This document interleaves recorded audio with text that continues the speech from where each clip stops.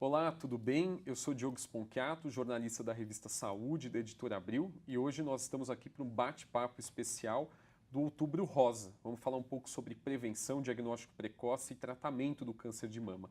Para isso, temos dois grandes convidados que têm muita vivência em relação ao câncer de mama. O Dr. Carlos Alberto Ruiz, mastologista do Hospital Alemão Oswaldo Cruz, aqui em São Paulo, e a Valéria Baracá, que é jornalista, psicóloga, idealizadora e diretora do Instituto Arte de Viver Bem, de apoio às mulheres com câncer de mama. Bom, hoje a gente vai começar falando de prevenção, né? Ou seja, reduzir o risco de ter o câncer de mama. E eu vou começar perguntando sobre o papel do estilo de vida. Então, doutor Carlos, que hábitos ajudam a reduzir o risco de uma mulher desenvolver o câncer de mama ao longo da vida? Inicialmente, Diogo, obrigado pelo convite. É um prazer estar aqui com vocês para poder trocar essas informações, representando o Hospital Oswaldo Cruz. Essa pergunta hoje, se você passar por 15 especialistas médicos, você vai perceber que no final da consulta tudo converge para o mesmo sentido: alimentação, exercício físico e cuidar da cabeça, né? Porque tudo isso faz muita diferença na qualidade de vida que você leva.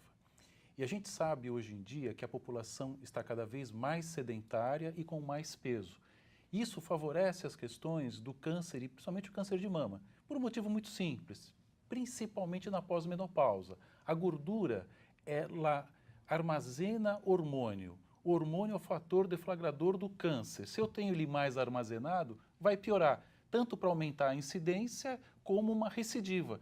Então, assim, um papel importante do exercício da alimentação na mulher, principalmente após a menopausa, é evitar o câncer de mama e uma recidiva no mesmo processo. Então, cuidar da saúde da cabeça, ser feliz, fundamental. Perfeito. Valéria, até na sua vivência com as pacientes, essa questão até da importância dos hábitos, do estilo de vida para evitar a volta da doença, como o Dr. Carlos comentou, o que você percebe em relação à adesão das mulheres para ter um estilo de vida mais saudável e impedir, enfim, que a doença volte? No Instituto, nós temos, aliás, começou por mim. Como no meu primeiro diagnóstico, em 2004, várias amigas tiveram ao mesmo tempo, né, foi incrível. Eu fui a única que não engordou, porque eu continuei fazendo atividade física, né? Então, o oncologista liberava, eu voltava para a atividade física. Então, para mim, eu não engordei 1 grama, eu fiquei com o mesmo peso em todos esses anos. Há 14 anos que eu tenho o mesmo peso. Então, para mim foi fundamental a atividade física e a alimentação. Se eu já tinha uma boa alimentação, eu melhorei ainda mais. Então, a farinha branca eu deixei de comer praticamente totalmente. Eu não como açúcar já há muitos anos. Então, tem vários detalhes na minha alimentação que eu mudei, porque eu vi a importância disso e passei para as pacientes. Não sou nutricionista, não vou assumir o papel de um nutrólogo, mas eu acho importante eu passar a informação de que esses profissionais me passaram. Em relação à alimentação, especificamente, a Valéria até comentou de reduzir alguns grupos alimentares. Claro. Hoje tem, assim, alguma recomendação mais específica do que seria bom comer mais e o que seria bom evitar para reduzir o risco? Claro, carboidrato em geral não é bom, Tá. mas também não é bom você não comer nada de carboidrato, né? Porque as pessoas hoje radicalizam. Então você tem a dieta do 7º dia, a dieta da lua, a dieta do sol, a dieta da terra. Isso não adianta, porque nada que é radical você consegue manter por muito tempo. Então o que a gente vê no nosso dia a dia em nível de consultório é assim: o paciente faz essa dieta, perde o peso que precisa, às vezes não, mas ganha tudo de novo depois e um pouquinho mais. Então tem que ser algo que se encaixe no seu dia a dia. E para cada um é uma realidade, sabe? Então, você não precisa deixar de comer a sua pizza, mas você não pode comer só pizza, percebe? E assim, o que os nutricionistas falam, quanto mais colorido o prato, mais saudável. Então, se acostumar com isso, isso faz toda a diferença. Frutas e verduras à liberadas. vontade, claro. Porque é comprovado que tudo que for vermelho e verde escuro protege. Né? Não sei onde eles atuam ali na célula, que são fatores de proteção e até para uma recidiva. Então, é importante a pessoa ver o prato colorido, pensar no vermelho, no verde escuro, no laranja, o arroz e o feijão, só que eu, por exemplo, como integral. Então, eu mudei meus hábitos. Eu não como pão com farinha branca. Se eu optar por um pão, tem que ser integral. Não, eu tomo determinados cuidados. O queijo, quanto mais amarelo ele for, pior é para a saúde. Então, procurar o Mais queijo gordura. branquinho, mais gordura. Então, a gente tem que procurar esse tipo. Eu aprendi com um nutrólogo que você deve comer as frutas pela manhã, bem cedo, com o seu corpo sem nada. Por quê? O fígado processa tudo isso e joga como o açúcar bom, como frutose para o organismo. Se você, depois, o que você comer de carboidrato e mesmo de fruta e de açúcar, não tem jeito, ele vira açúcar ruim, entendeu? Então, a fruta é boa, mas se ingerida pela manhã. Perfeito. Doutor Carlos, o senhor falou da importância da saúde mental, né? Queria que o senhor falasse um pouquinho mais sobre o papel do estresse e também do sono ruim, né? A falta de sono, sono insatisfatório, no maior risco de se ter a doença. Claro. E essa pergunta é muito importante, Diogo, porque assim, o que é o câncer? O câncer é uma célula que se divide inadequadamente. Aí que ele se origina. A partir de uma mensagem em nível genético, o gene muda, né, e essa mudança gênica proporciona essa divisão. Ok, nós somos bilhões de células. É impossível que nesse momento isso não esteja acontecendo no nosso organismo. Só que você tem um sistema imunológico competente que identifica isso e joga fora. Tudo que comprometeu o sistema imunológico acaba, na verdade, reverberando em essa célula não ser reconhecida e ela multiplicar. Bom, ok, o que reverbera no nosso sistema imunológico? O estresse, a tristeza, a depressão, ela não é só emocional, o que já seria o bastante, ela é também imunológica. Verdade. Então você deixa de reconhecer essas alterações nesse momento. Por isso quando eu falo que cuidar da cabeça, e tudo começa com a cabeça, o resto é consequência, mas você cuidar adequadamente dos seus sentimentos, sabe? A gente sempre quando começa uma relação, a gente abre uma caderneta, né? Fiz isso, fiz aquilo outro, o outro não sabe disso.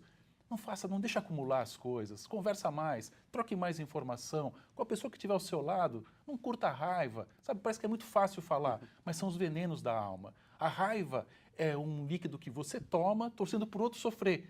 Percebe? Mas quem está tomando é você. Né? Então, trabalhar melhor isso faz toda a diferença.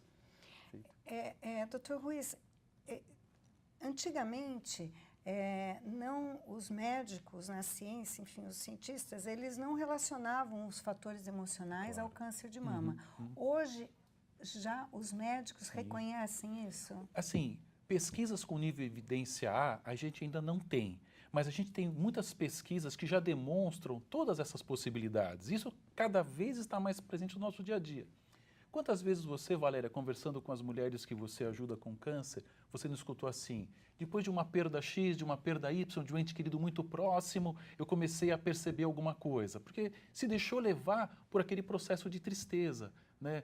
O luto prolongado é uma doença, percebe? Então, trabalhar isso objetivamente, com auxílio psicológico, faz toda a diferença. Então, eu digo dessa forma porque cuidando da cabeça, eu vou reverberar menos negatividade no meu organismo. Né? Por isso que a gente orienta os pacientes com câncer que tenham esse tipo específico de comportamento, que procurem um psicólogo para trabalhar esse emocional, porque isso vai melhorar a condição de qualidade de vida dela no futuro e a curabilidade do câncer, inclusive. É verdade, até porque a depressão derruba a imunidade. E com a queda da imunidade, é mais difícil dela sair do processo do câncer de mama ou até ter uma recidiva, com a imunidade baixa. Então, a gente toma muito cuidado lá no Instituto com o processo de depressão. Quando a gente vê muito isso, a gente cuida dessa paciente, faz com que ela pratique atividade física, né? Porque, lembrando, a atividade física libera ali serotonina, endorfina e tal. Tem um impacto mental, né? E que ajuda na liberação daquela sensação de felicidade, de prazer e combate a depressão e a obesidade. Perfeito. Dois fatores de risco. Todo mundo, então, cuidando da saúde mental, né? Com certeza. E agora eu pergunto para vocês em relação ao histórico familiar, né? Esse termo sempre aparece muito ligado à história à questão do câncer de mama, né? Qual que é o peso do histórico familiar? Essa pergunta é muito legal, Douglas, porque assim, toda vez que eu atendo uma paciente no consultório com câncer, a primeira pergunta que ela me faz é assim, poxa, Carlos, eu não tenho ninguém na família, como é que eu tive câncer? apenas 5 a 15% dos casos de câncer de mama têm história familiar. 80 a 85%, 85 a 90% não tem história familiar. Então, o mais frequente é não ter história familiar. Ok, o que é história familiar? Mãe que teve câncer de mama, qualquer parente em primeiro grau aumenta o seu risco. Homem com câncer de mama aumenta seu risco também. Então, se eu tenho um parente jovem com câncer de mama na família, eu devo ficar um pouco mais atento a isso, né? Mas por que jovem? Porque assim, a média etária da mulher brasileira apresentar um câncer de mama é por volta de 55, 60 anos. A gente tem observado hoje, em função da frequência do aumento da população como um todo, muitas jovens com câncer de mama. Por que isso acontece? Ela já nasce com uma mutação. Para eu ter o câncer, eu tenho que ter 2 mutações em cromossomos paralelos em si. Então, assim, eu tenho que ter uma nesse local e a outra em seguida. É muito difícil, é o acaso. Se ela já nasce com uma mutação, eu preciso só ter mais uma mutação. E aí o câncer aparece, percebe? Então, por isso que essas que têm história têm um risco maior de ter essa mutação e de desenvolver um câncer precocemente. É o caso da Angelina Jolie. Né? Angelina Jolie teve a mãe que morreu com câncer de mama, uma irmã que morreu de câncer de mama, todas com menos de 40 anos. Ela fez o teste genético mostrou que ela tinha uma mutação que aumentava o risco dela de câncer de mama de 60% a 80% na vida dela de desenvolver um câncer de mama, e não só de mama, como de ovário também. Por isso que no primeiro momento ela operou a mama e depois ela operou os ovários também. Né? Mas isso não é para todo mundo da população, é para uma parte muito específica. Né? Então, assim, ok, quem faria um teste genético? São essas pessoas que têm esse tipo de história familiar, ou que elas próprias tiveram um câncer de mama muito precocemente, porque de repente elas podem ser a primeira da família a apresentar a mutação. É importante, então, doutor, as mulheres comentarem isso com o médico, Sim. caso tenham, né, mães, tias, né, Faz irmãs. parte da anamnese médica. Ele já vai Ele vai perguntar o antecedente familiar dela, o que ela tem e o que ela não tem, com certeza. Perfeito. Bom, a gente vai